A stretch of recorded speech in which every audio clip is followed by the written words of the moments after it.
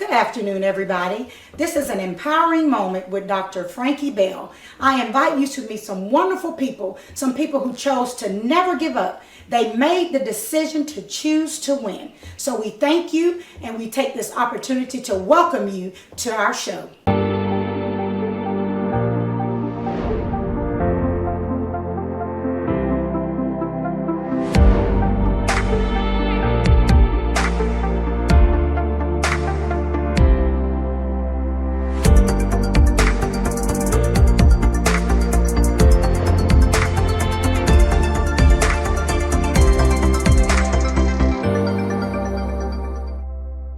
Good afternoon, everybody. I want to invite you to meet Miss Mrs Mangrum. She is a good friend of mine, one of my former colleagues, but that's not what I want you to know about her today. Today, she wants to let everyone know how she overcomes so many obstacles.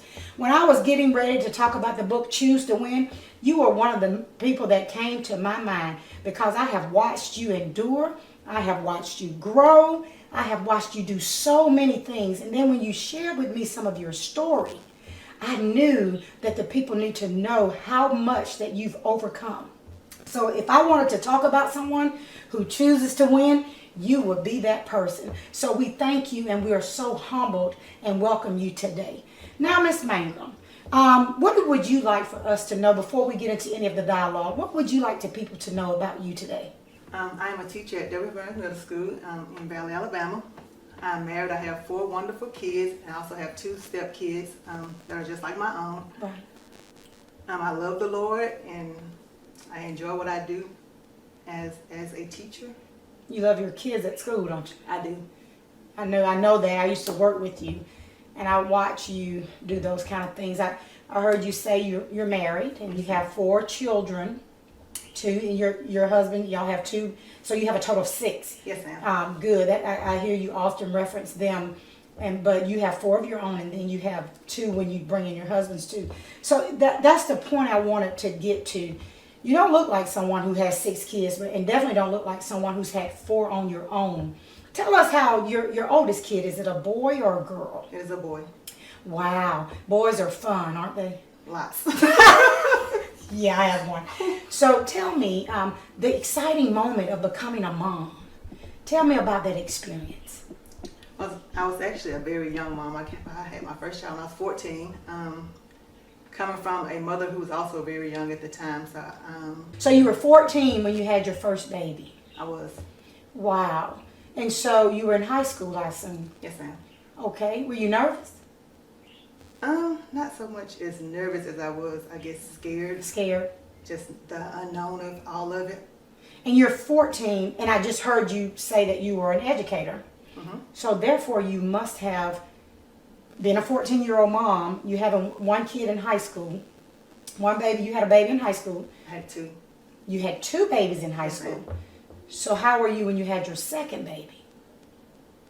It was tough. I mean, having 1 was tough, but with 2 was definitely a challenge. How old were you when the second baby came? I was 16. So you had a baby at 14, Mm-hmm. and 2 years later you were a mother of 2 at 16. Yes, ma'am. And yet, I keep referencing this, you're a college graduate. Yes, ma'am. So, and that's what we're going to get into. That is the purpose. That's why I chose you.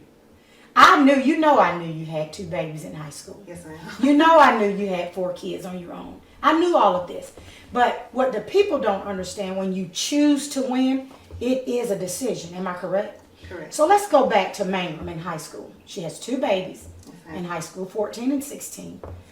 Now, if I'm correct, and I know I am because we worked together, you were a basketball coach at one time, correct? Yes, ma'am.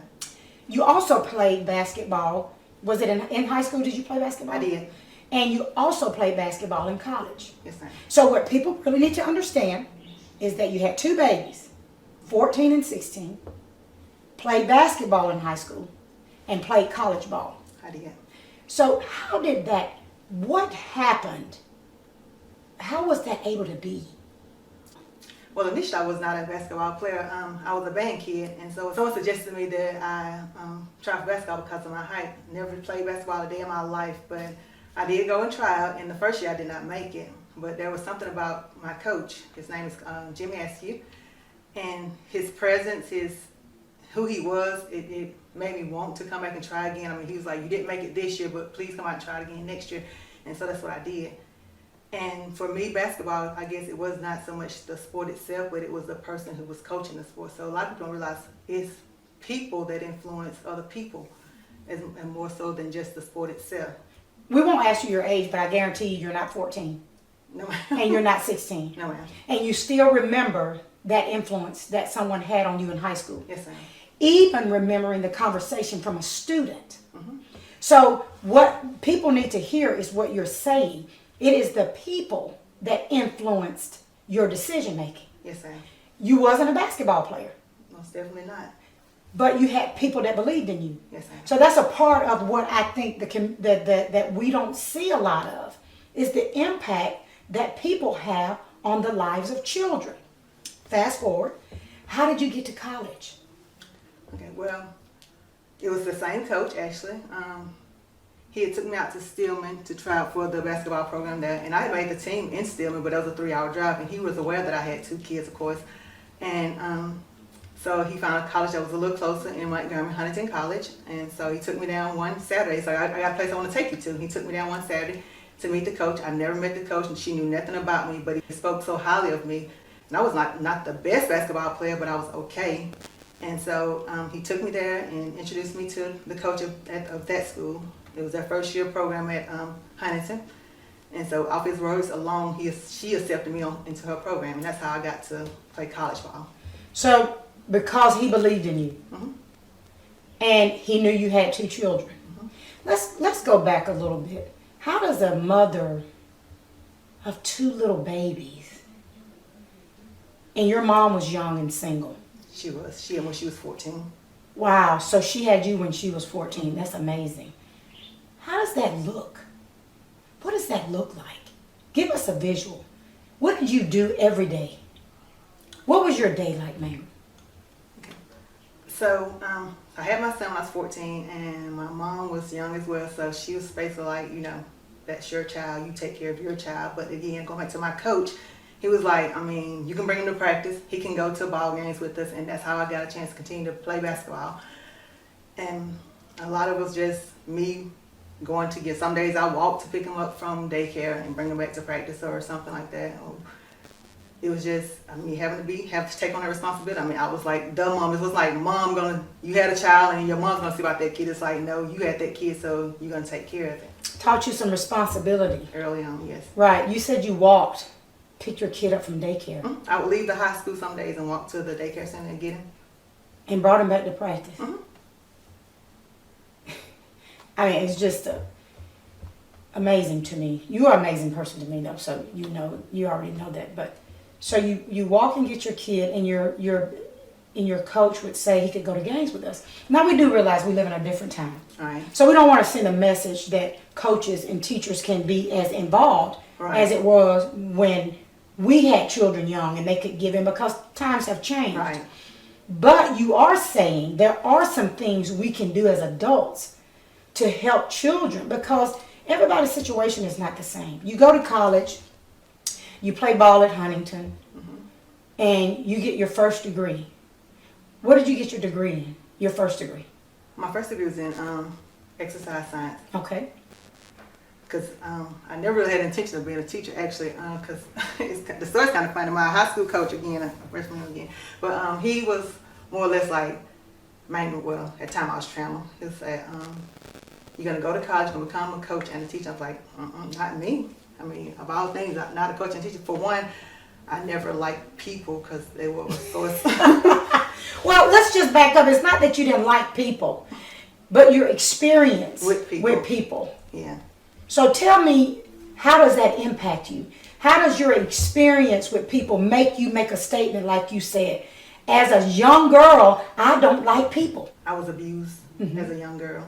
Right. Physically, sexually? Sexually. Okay. So, and we'll just leave that right there, and it causes you to see things differently, doesn't it? Mm-hmm. It does. Or and we definitely, because of, for lots of purposes, we won't reveal any names or any kind of relationship. But was it someone you knew? Yes, it was. And what does that do to a young girl when someone you know messes with your trust? It scars you. It does leave you with trust issues because you don't know who to trust. And so, And you read my book, so I was sexually abused young, and I put it in a book, and I think I wasn't able to talk about it, but when I read it, I was like, man, I actually said that. And what happens, I believe, is you watch your children and live with the expectation that somebody may harm them that way. yes, ma'am. And it keeps you in that fear zone, doesn't it? It does. So how do you protect your children from people like that? At 14. I mean, I was just a baby myself. Right. I didn't have no rule book or anything to go by, no type of manual or anything. So I was just being the best mom I knew how to be at 14. Right. So what do you find yourself doing at 14, making sure your baby don't get hurt? I kept my kids with me at all times, yeah. At 14 and 16, you kept your children with you at all times because you didn't trust any adult, did you? So you go to school. Where did you get your master's? LaGrange College. You go to LaGrange College. As a 21-year-old, broken with 2 kids, you go register for school. Actually, I had 3 at this point. Wow, you had 3 by 21. 3 children, 21, Yeah. LaGrange College, mathematics. What made you go? I wanted better for me and my kids. And I knew there was more to me than what, I mean, I had been exposed to. Yeah, I had been called a failure. Yeah, I had been called, labeled all these different things, but I knew within that there was more to me than just what people were calling me. And you know what? When I met you, I never saw failure. I never in a million years would have said that someone called you a failure. I've always witnessed you to be an overcomer. So I never would have.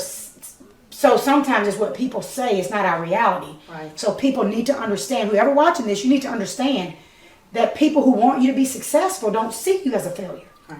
I never saw failure.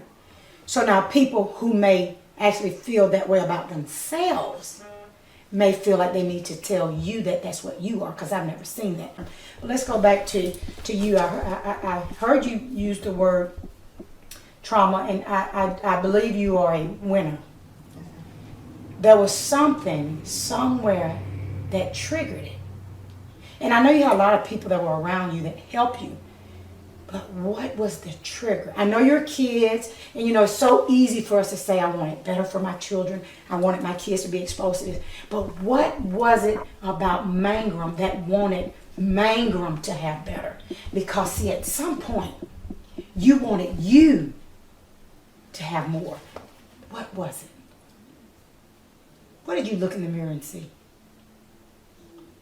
When I personally looked in the mirror, at that particular time before, I mean, I saw a young lady, it's like he wanted more but didn't know how to get more for herself. And to be honest with you, the turning point for me was those hard, honest conversations that you and I would have in your office when you came to Burns. One conversation in particular that we had, it was about brokenness actually, and we were just having this conversation. I kind of revealed some things to you, and we were just talking, and you looked me in the face and you said, Mangrum, I have broken teachers trying to teach broken kids. And I knew then that, I mean, I had to do something to help me, not only me, but to help my kids as well. So, you're right. When you expressed to me what you had gone through, it made me realize, how do the students have a chance? Right. If the teachers are broken, how are broken people fixing broken people? So what you decided to do, now everybody doesn't do this, is work on Mangrum. Yes, ma'am. And the next year you came up with Project Lead. I did.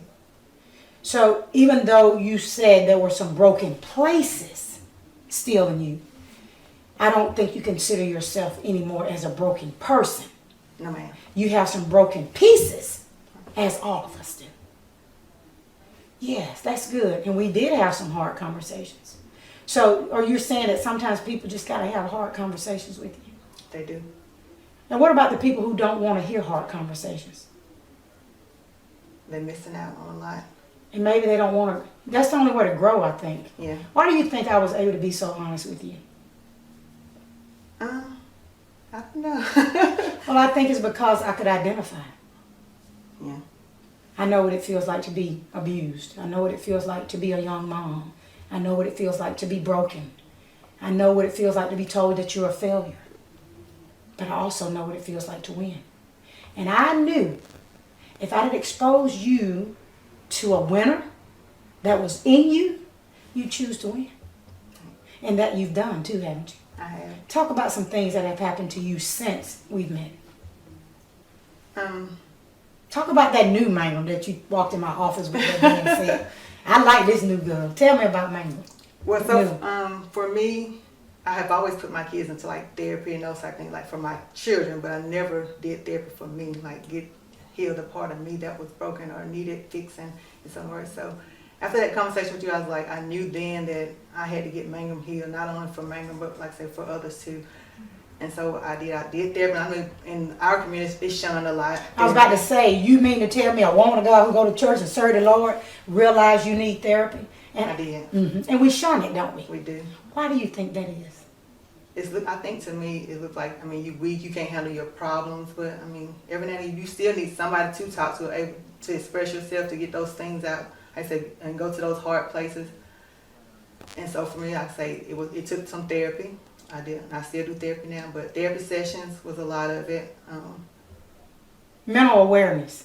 Mm-hmm. And what's amazing to me is a young mom who realized that she was broken, so she needed to make sure her children got what they needed in therapy. Mm-hmm. We do that a lot too as young mothers. Like you said, especially in the African American community, especially if you're saved and Holy Ghost filled, you don't realize that what you're trying to offer your children, you may need yourself. Right. 14-year-old, scared. No, let's go back to the 11-year-old. So, because if you're pregnant at 14, you did not start having sex at 14, right? Right. Let's go back to that little girl who didn't understand what was going on. How old was she? She was 4. 4 years old. If you had to say anything to her, what would you say to her? For one, you're not what's happening to you. Those things are out of your control. Find somebody that you could tell. Right. Why didn't the 4-year-old Mangrum tell it? I think I attempted to at one point, but it was like pushed away, like this can't be true. And I think it happened a lot in our household. Nobody wanted to deal with the fact that it was happening. Right. So as you got older, why didn't you tell it? Was it normal at that? What age were you when it became normal? 8. It was a normal thing at 8 years old. It was normal for an 8-year-old. Yep. Yeah, and it took you to what age to realize it was not normal? 25. Right. So for all that time, you began to think what happened to you at 4 years old, by the time you became 8, was just normal. Talk to the little 4-year-old or the 8-year-old that it's happening to. Because we are wise enough to know that it's still happening. What do you want to tell her? Again, I mean, you're not what's being done to you. And any opportunity you get, you should tell somebody and keep telling until somebody listens. Is it her fault? Definitely not her fault. Because at 4 years old, she have no idea. She has no idea. Was the 4-year-old scared? I would think so. When did you realize she was scared? I think at 8. You realized she was scared at 8? Mm-hmm. It was just too late at that point, wasn't it? Do you love the 8-year-old? I do now. You do? You didn't always love her? No. How do you know you didn't love her? I think if I loved the 8-year-old, I would have done more for her. As you got older. So you still think, see, this is very important. You couldn't have done any more. There's nothing else you could have done. Right. Nothing. So now what would you tell the 14-year-old mom again? What would you say to her? There's still hope. What would you tell the 16-year-old mom who's probably like, it ain't looking like no hope now, we got 2 now. What we gonna say to her? There's still hope. What about the 21-year-old with 3 kids? Keep moving, because there's still there's more hope. There's hope. Why did Mangrum just disappear? I think she did at some point. I mean, I kind of went into myself, just accept that as my reality. I mean, these things are bound to happen to you. I mean, you tell people no all day, but people gotta do what they want to. So you say you can tell people no all day, so multiple abuse. Yes. And you can tell them no all day, but what they gonna do? What they want to. And so that became my reality for a long time. It's like, and so at some point I think I was like a people pleaser. I mean, I didn't want to disappoint anybody. Whoa. And so I just accepted things at face value. So if they did it to you, I mean, it was bound to happen.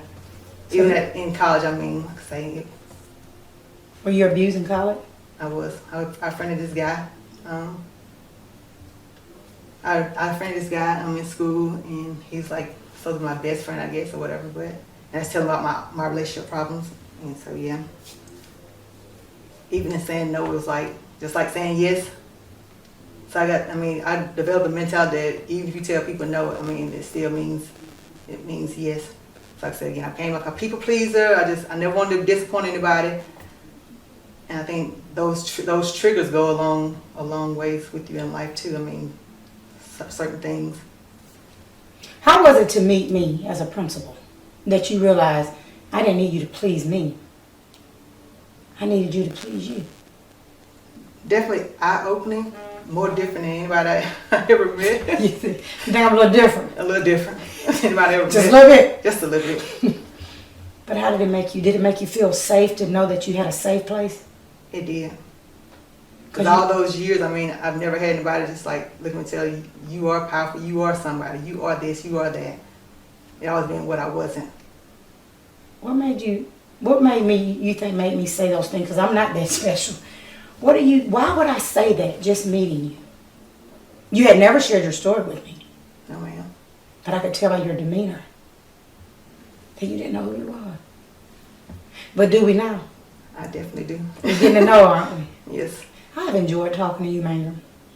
I know a lot about you. One day you'll write a book and you'll be able to free a lot of people with a lot of things. There's so much to you.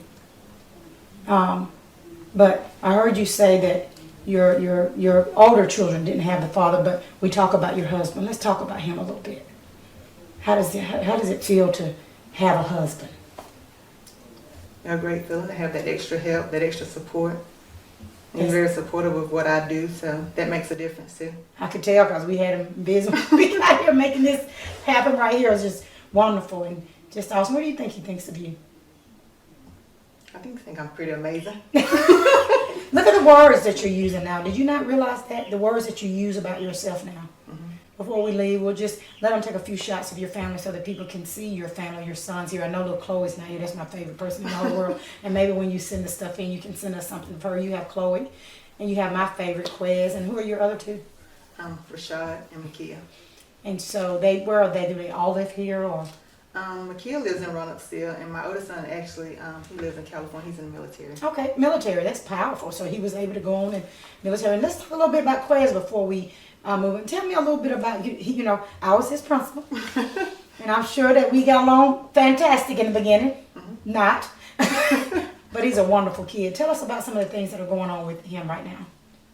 He has several scholarship offers for football and basketball. He's been able to do a few things like my older boys weren't able to, as far as like going to different camps and things. Yeah, exposed to different things that, and that's not been a bad parent. Like my older kids were not able to do some of the things that my youngest son was able to do because we live in a different time. And I think as parents we got to forgive ourselves and say, hey, I did what I could when I could. Right. Especially you. I don't think anybody's thinking that you didn't do what you could, honey. I'm pretty sure of that. And watch how time takes you on, because I've seen you evolve in the past 5.5, 6 years, and you've become this wonderful facet of a person. And I had no idea it was because of that conversation we had about you being broken, teaching broken children. some people wouldn't have understood that what they needed to do to fix them. They would have continued to blame. You didn't blame anybody. That's a powerful observation. You didn't blame your mom. You didn't blame your dad. You didn't even blame the people who took advantage of you. Because ultimately you made the decision to win. Yeah. So, any signing off moments of how you win? How do you win? How do you tell people to win? I think first and foremost, you definitely got to have some spiritual base. For me, it's God Mm-hmm. and my personal relationship with Him. I think that's a lot of it. Just believing, having the faith that you can do more than you could ever set your mind to. And you have a lot of amazing people in your life too. Your coach, just people that you've come across over the time. Your therapist. It definitely takes a village. It does, doesn't it? You think we've lost the village a little bit? I do. I actually do. Yeah, and I think we need to kind of get that back. Well, I appreciate you. I do. I love you. You're going to do great things. I appreciate you sharing your story. I do. I appreciate you sharing your story. Your story is going to heal so many people. And we're going to start with Mangrum. You feel a little better? Feel a little lighter already, Mangrum? I do. You do? I do. It feels good to be able to say, how did it make you feel to say what you are going through is not your fault? For you to say that out loud. It's free. Do you think Mangrum needed to hear it? I do. Well, tell her. I know it may sound crazy. Tell Mangrum. Mangrum is definitely not your fault. The things that happen to you. Say it again. The things that happen to you are not your fault. Say it with authority. Mangrum, the things that happen to you are not your fault. You're not to blame. I am not to blame. You didn't do anything wrong. I did not do anything wrong. Good. Now you continue to tell yourself that every single day. Because sometimes you do go back and we do relive those moments, don't we? Like, what could I have done differently? Right. Nothing. We just have some mean people in this wonderful world. I don't think the world is mean. I think some of the people are. Yeah. Thank you so much, Mangrum. Well, we're out of time. I thank you so very much for joining us. The Empowering Moment with Dr. Frankie Bell, where you have met my good friend, Miss Letitia Mangrum, who I love and adore. She is a school teacher. She is someone who's uplifting. She is an overcomer. She has made a decision to win. When you have a choice, it's real easy. Choose to win. Thank you so very much.